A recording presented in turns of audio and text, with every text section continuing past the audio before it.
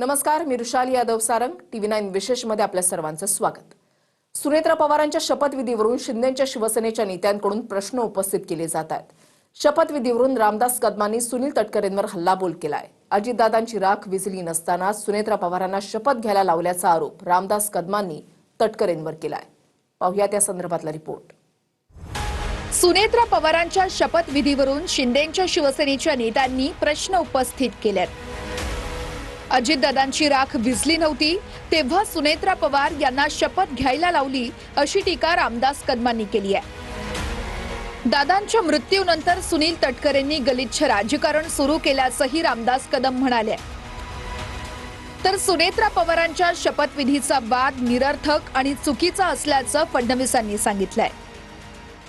दादा गेल्यानंतर सुनील तटकरेंनी जे गलिच्छ राजकारण केलं शरद पवार साहेबांना श्रेय देण्यासाठी ते महाराष्ट्राला लाजिवान आहे। अजितदादांची स्मशानामधली राख देखील विझली नव्हती, शांत झाली नव्हती।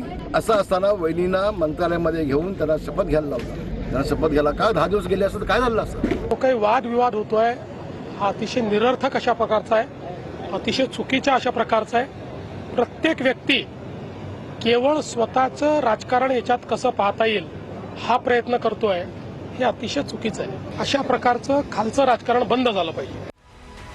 मंत्री उदय सामंत आणि संजय शिरसाट यांनीही सुनेत्रा पवार यांच्या शपथविधीवरून प्रश्न उपस्थित केले आहेत।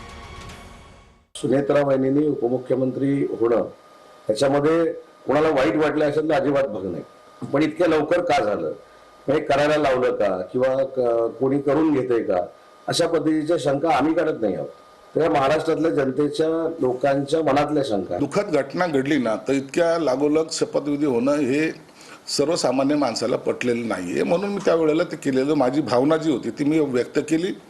त्यात काय कोणाचा गैरसमज होत असेल तर त्याबद्दल मला काही देणे घेणे नाही। पूर्णपणे कायदेशीर प्रक्रिया पार पाडूनच त्या ठिकाणी शपथविधीची पूर्णपणे आटोपलेला आहे आणि आदरणीय सुनेत्रा वहिनी हा कामाला देखील त्या ठिकाणी लागलेला आहे।